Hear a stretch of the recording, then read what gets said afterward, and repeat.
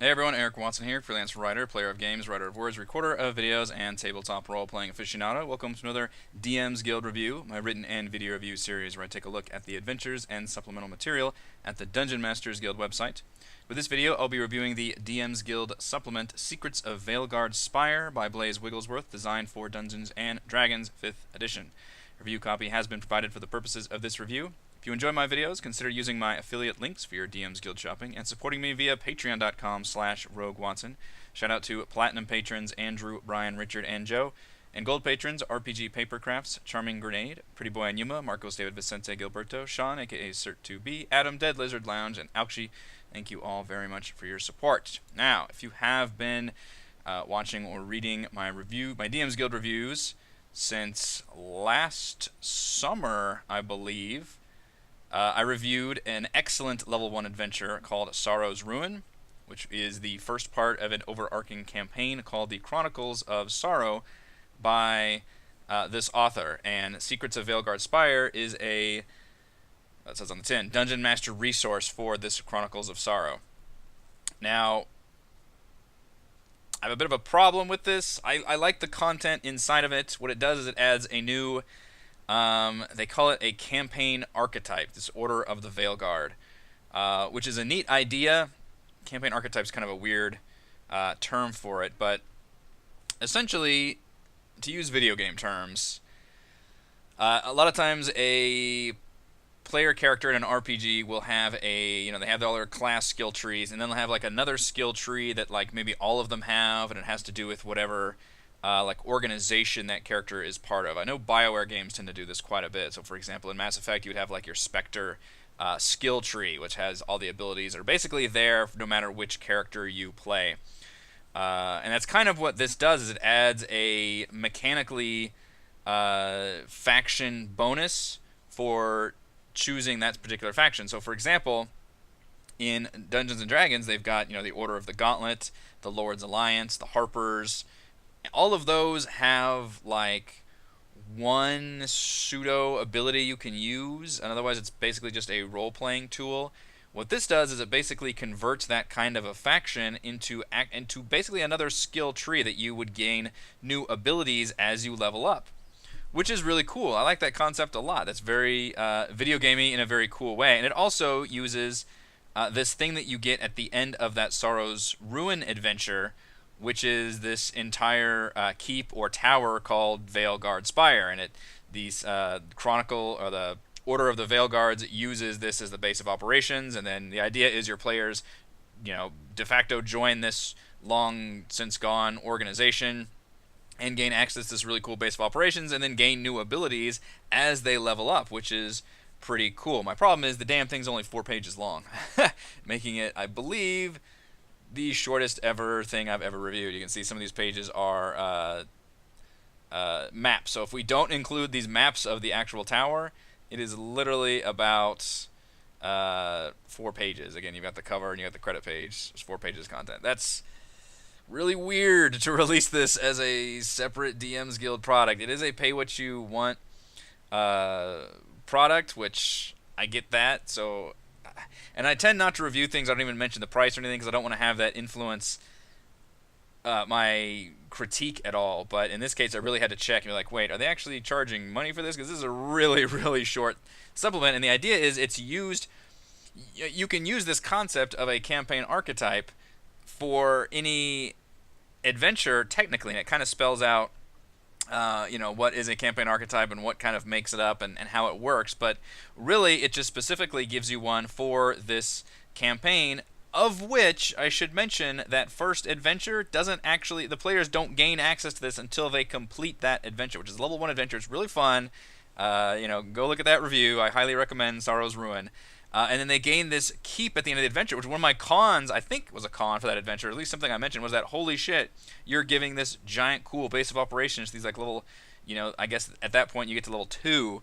That seemed really crazy to me. Well, it seems like the author has these grand plans for making this into the entire campaign as you join this Valeguard's organization, and then in service of that, then you gain all these cool powers as you level up and literally unlock new levels of the tower itself, which is really cool, and I like that. And you can see some of these powers are quite intricate. I mean, these are multiple paragraphs of abilities. The first one you get at level 3 is pretty basic and simple. You can just end the frightened condition, or you don't end it. Sorry, you gain advantage against any effects that would impose the frightened condition, and you can do it a number of times equal to your proficiency bonus. The important thing is all these abilities are class agnostic, which means anybody can use them and anybody can take advantage of them, so they are tied to things like proficiency bonus as a tool for usage, which is cool.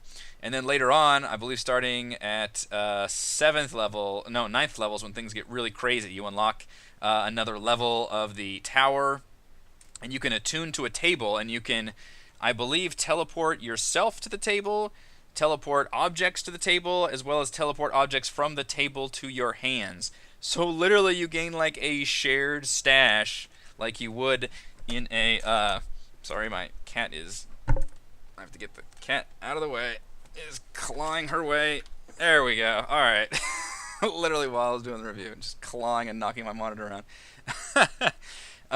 You gain, like, so in a video game you gain a shared stash treasure chest where you can, in an action RPG or a hack and slash, you can move things around. There are really a lot of the, looter shooter games, whatever you want to call them.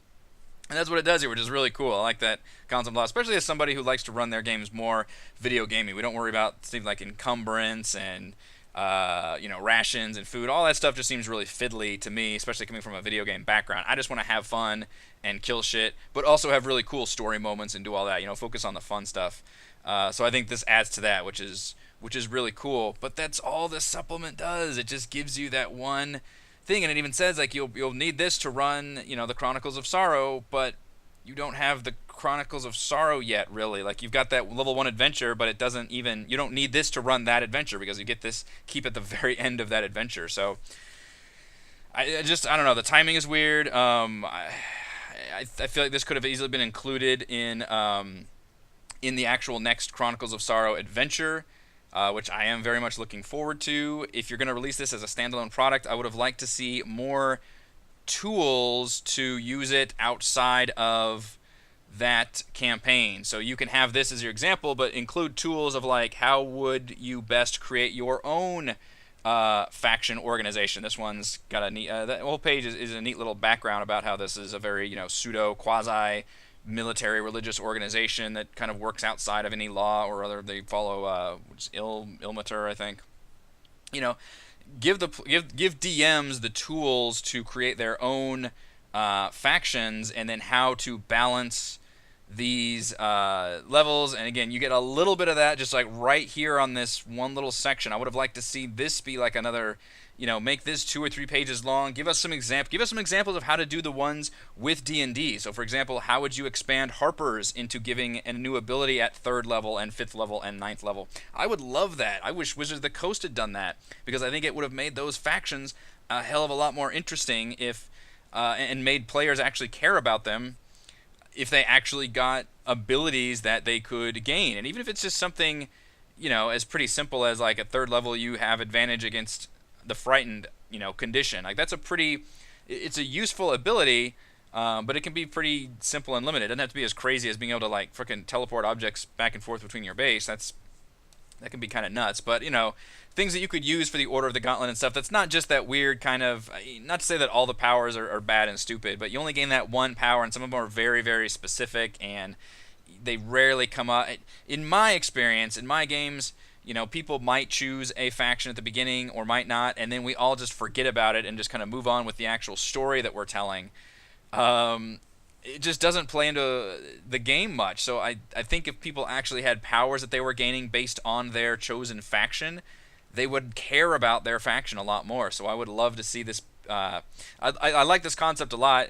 I would like to see it expanded bigger to where this was worth getting as a separate DM's Guild purchase, so that other DMs, even if they're not running this Chronicles of Sorrow campaign and aren't going to use this specific Order of the Valeguard, give them ideas on how to make their own factions that grant these abilities as they level up. I think that could be really cool.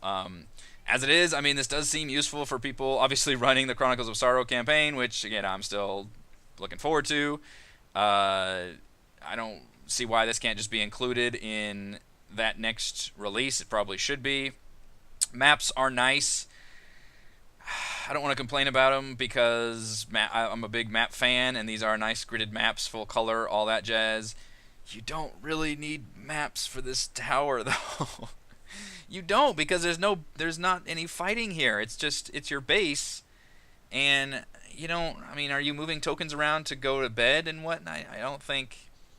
I don't know why you would need maps for any of this. I mean, just if it's a location that my players are not fighting in, give me some nice handouts is what I want, I guess. That would serve a better purpose than mapping this stuff out, which, you know, if you have a battle map, it's for fighting on. If you're not fighting, then I don't need a battle map. I'd rather have a more attractive handout or a series of handouts or whatever to, you know, like this one of the tower right here. It's just really cool. Give me one that's just kind of each, you know, a room, or, you know, maybe that cool like cutaway 3D. All of that is just a nice bonus, but I mean, maps are nice. They're always nice to have, but this is not like a dungeon crawl or anything. This is, as far as I know, you're just unlocking these rooms, and you gain the ability of that table that you can teleport to.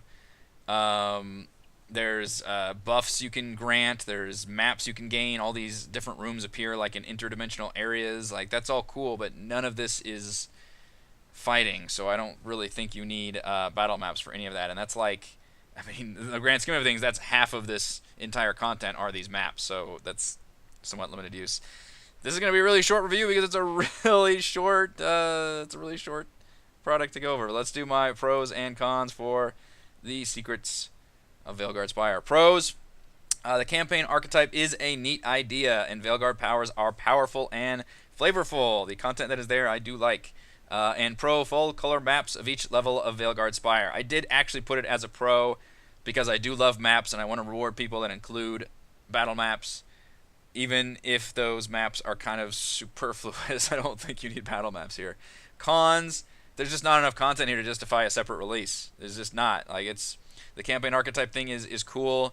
Getting this little history is nice, but at this point, you have to be running the Chronicles of Sorrow to really even care about this.